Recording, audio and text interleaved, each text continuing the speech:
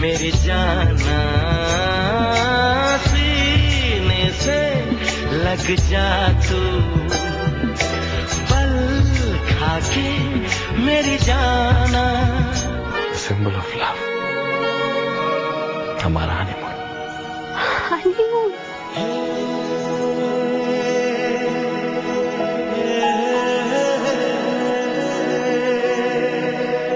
ताजमहल की कितनी कहानियां सुनी थी ना, मुझे ना मैंने एक्चुअली हियर ऐसा नहीं लगता जैसे कि मैं शाहजहां हूं और आप मेरी मुमताज हैं।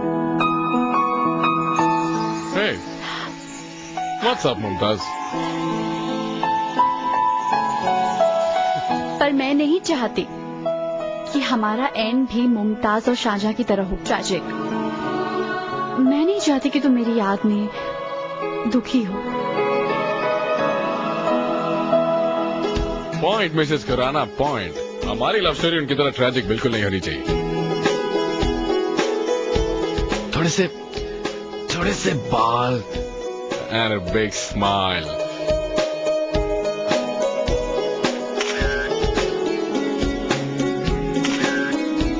पर एक और बात बताऊं, हमारी लव स्टोरी उनसे कम इंप्रेसिव भी नहीं है। पर एक फर्क है। एक सेकेंड, हम फर्क बाद में डिस्कस करेंगे। पहले हम थोड़ा आपको और सुंदर बना दें। क्या फर्क है? मुमताज शाहजहां का पहला प्यार थी और मैं तुम्हारा दूसरा प्यार हूँ। और कहते हैं इंसान अपना पहला प्यार कभी नहीं भूलता। बताओ ना, मुझ में और रोमा में क्या फर्क है?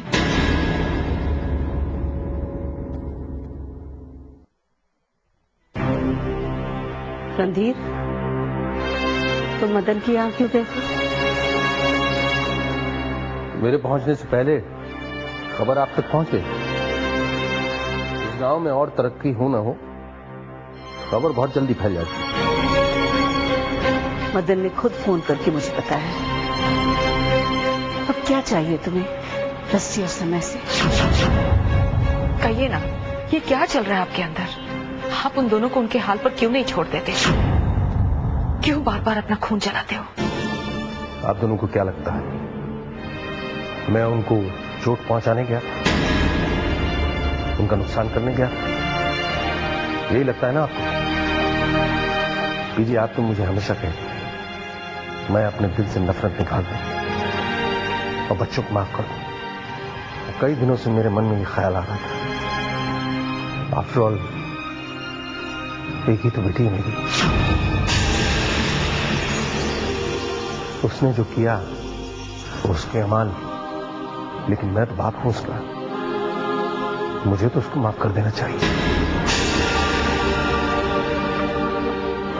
इतना सब कुछ होने के बाद भी आप उन दोनों को माफ कर देना चाहते हैं?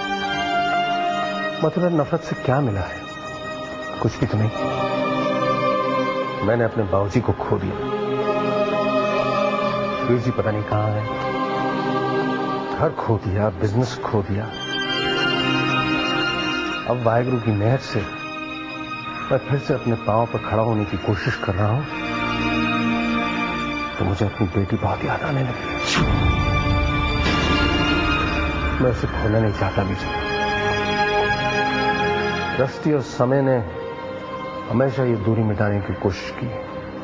अब मेरी बारी है, तो विजय क्या मैं गलत हूं? मैं इस बार गलत नहीं, सिर्फ उस रस्ती और समय को उनके किए की सजा दे रहा हूं। ताजमहल में मैंने भी उनकी मोहब्बत को मकबरे की तरह नहीं बना दिया, तो मेरा नाम सरदार रणधीर सिंह देव नहीं। मैं ये जानना चाहता हूं कि क्या आप स्मगलिंग करते हैं? ये क्या कह रहे हैं? मेरे पास पक्की इन्फॉर्मेशन है।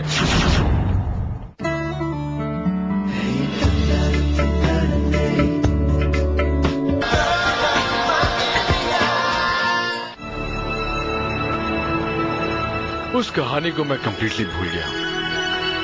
तुमने कहा रोमा, तो मैंने एक सेकंड के लिए सोचा, अरे रोमा कौन? I don't think it was love, I think I was infatuated. पर तकदीर देखो, इन्फैचुएशन में भी दिल टूट गया।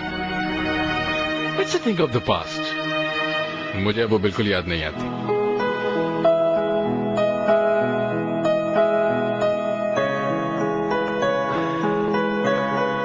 कभी कभार हम किसी रिलेशनशिप में पड़ जाते हैं क्योंकि हम जानना चाहते हैं कि प्यार में होने की फीलिंग कैसी होती है, वो एहसास कैसा होता है। We're more in love with the concept of being in love rather than the other person. Roma के साथ ऐसा ही हुआ। I was young, I wanted to be in love, और मैं खुश था, पर वो प्यार नहीं था। आज मैं कह सकता हूं कि वो प्यार नहीं था। प्यार ये है,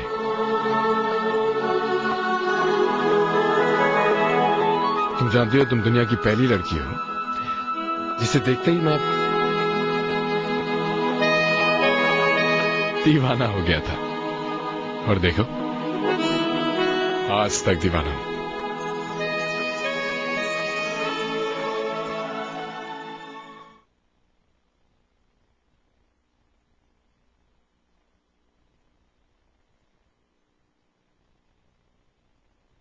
सिमी कहाँ जा रही हो? रोज रोज एक ही सवाल क्यों पूछती हैं आप? मॉल जा रही हूँ। क्यों? वो कुछ सामान लाना था मॉल से, ले आओगी? 2 मिनट, मैं जरा पैसे लेकर आती। घर में 2 नौकर हैं। आपको जो भी सामान मंगवाना है उनसे मंगवा लीजिए। सिमी,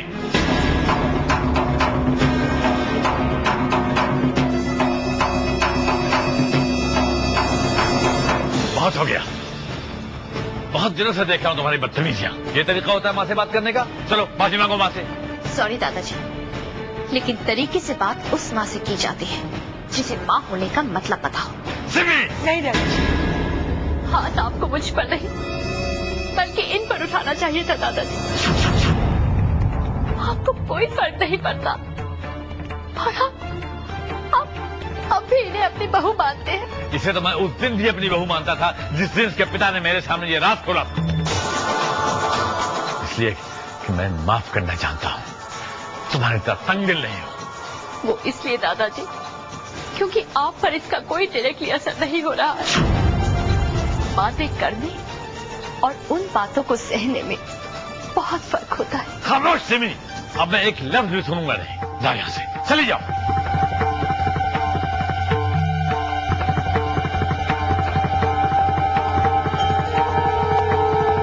बहू, तू हारना मत।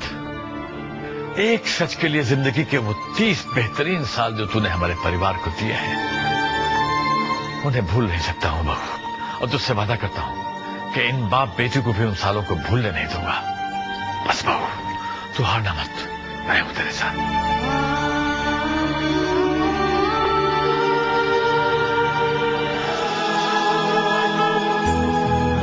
You know what, Rusty?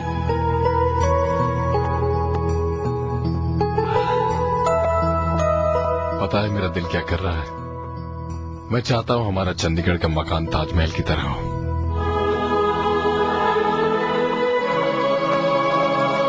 हमारे प्यार की निशानी। फिर तो हमें एक और घर बनवाना पड़ेगा।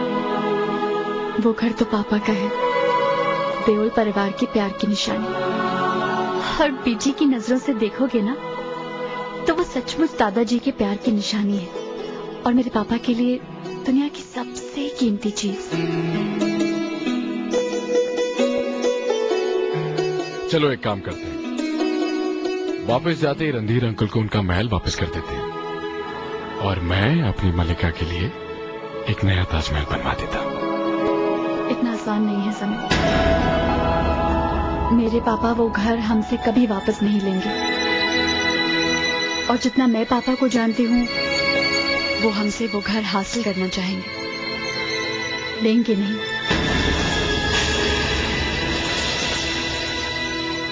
मथुरा, मुझे बहुत अजीब सा लग रहा है कि रणधीर की सोच अचानक कितना बदल कैसे गया। जब तक वो रस्टी और समय से नफरत करता था कितना बेचैन रहता था, और अब मुझे ठीक नहीं लग रहा है।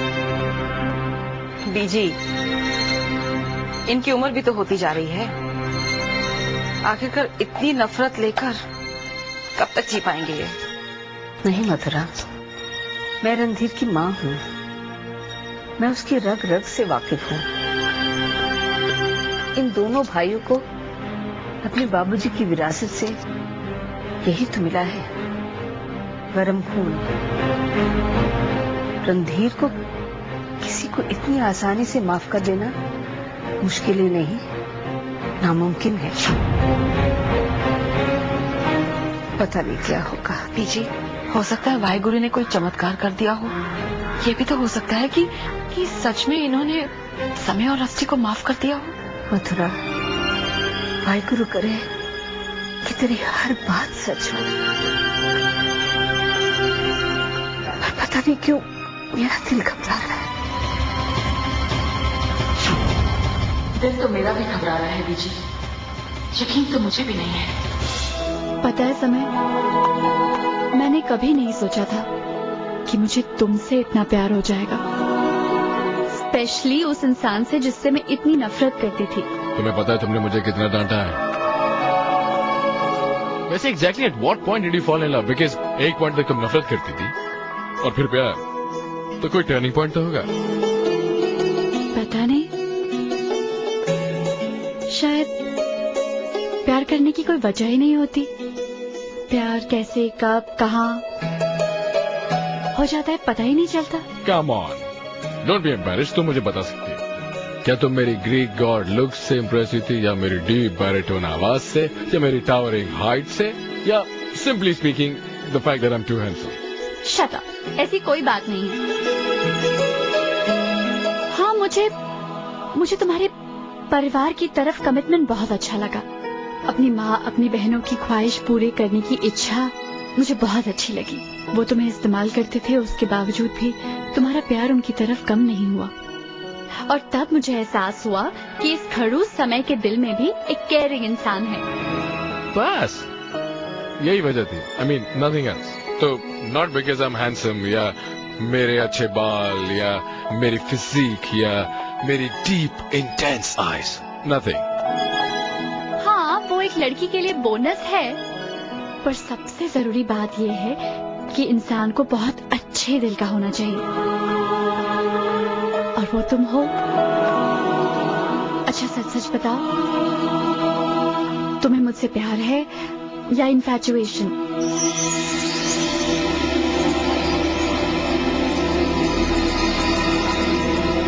मेरी आंखों में देखो और अपना हाथ मेरी धड़कनों पर रखो, और बताओ मुझे बताने की जरूरत है। वैसे बताने से ज्यादा अच्छा एक और तरीका होता है, दिखाने का।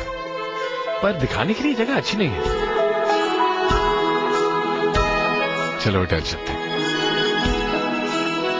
हाँ, आप बिल्कुल फिक्र मत कीजिए, अंगूर की पेटियां भिजवा दी हैं, और मुझे यकीन है कि अंगूर खट्टे नहीं। वो जी आपने भेजा है तो स्वाद तो अच्छी होना है रणधीर बाबू। वैसे एक बात की तारीफ जरूर करूंगा आपकी, आप जबान के बड़े पक्के हो।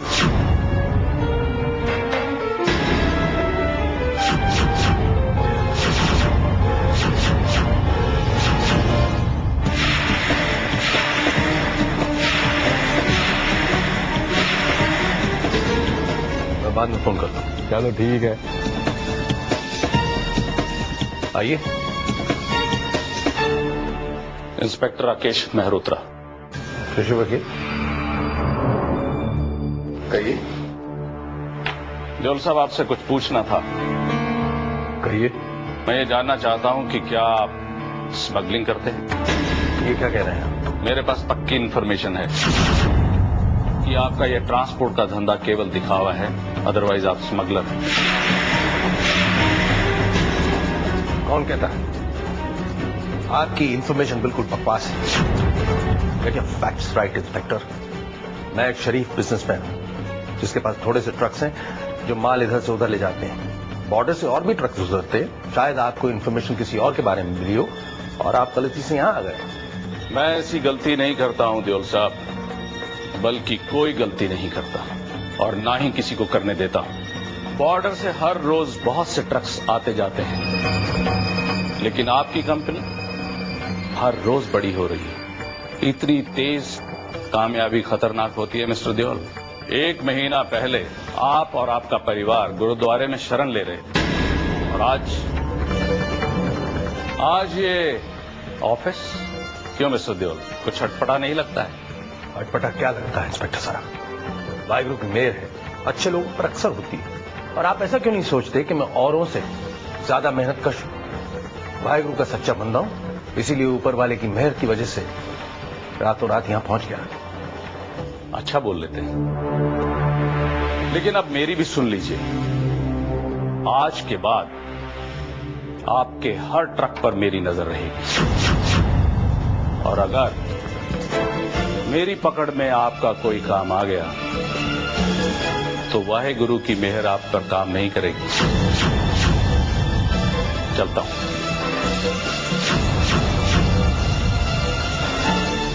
बात कीजिए ना अपने बेटे से। मुझे जो कहना था मैं वो कह चुकी। आपके नाजायज बेटे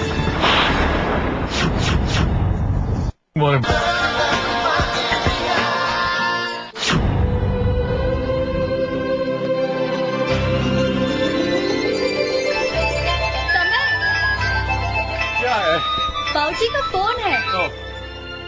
हेलो, पहली फोन है बाबूजी। ओए रस्ती पुत्र, कैसी है तू? हाँ बाबूजी, हम दोनों बिल्कुल ठीक हैं। तो बेटा ये समय का फोन क्यों नहीं लग रहा? क्या समय का फोन नहीं लग रहा? लो बाबूजी तुमसे बात करना चाहते हैं। वेरी बना डैड। जिंदे रहो पुत्र। समय बेटा, वो तेरी दिव्या मॉम का फोन था, तुझसे बात करना चाहती है। जरा सी परेशान लग रही थी। मुझे लगता है तुझे बहुत मिस कर रही है वो। जितनी जल्दी हो सके बेटा उसे फोन कर ले। जी मैं कर लेता हूँ। ओके बेटा। और ये आपका फोन क्यों स्विच ऑफ था? क्योंकि जहां पनाह नहीं चाहते थे कि शाहजहां और मुमताज का ये जो हनीमून है इसमें कोई उन्हें डिस्टर्ब करे। इन द प्रोसेस माँ की कॉल मिस हो गई and I have to call हर।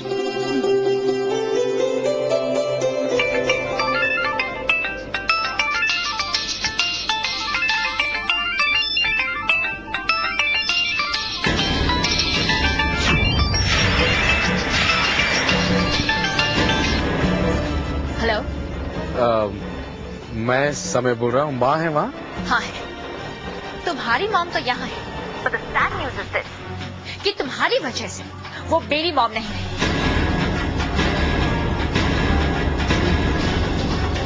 क्यों आए हो तुम हमारी जिंदगी में? क्यों मेरी मॉम को मुझसे अलग कर रहे हो? क्यों उनको मुझसे छीन रहे हो तुम? I hate you.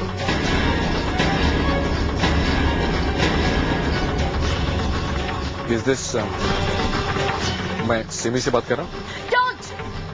Don't you dare take my name from your bloody mouth. हरी वजह से मेरी पूरी जिंदगी बिखर गई। सब कुछ खत्म कर दिया तुमने मेरा। सब कुछ। मेरी एंगेजमेंट टूट गई। मेरा प्यार मुझसे दूर हो गया। सिर्फ तुम्हारी वजह से। Do you understand that?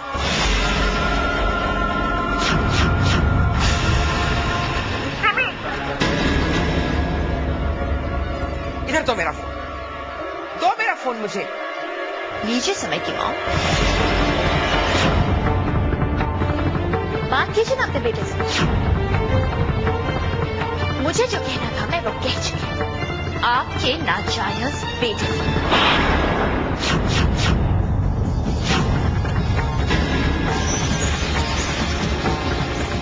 आपने मुझ पर हाथ उठाया, वो भी उस बेटे की वजह से। I hate you, and I hate your नाजायज son.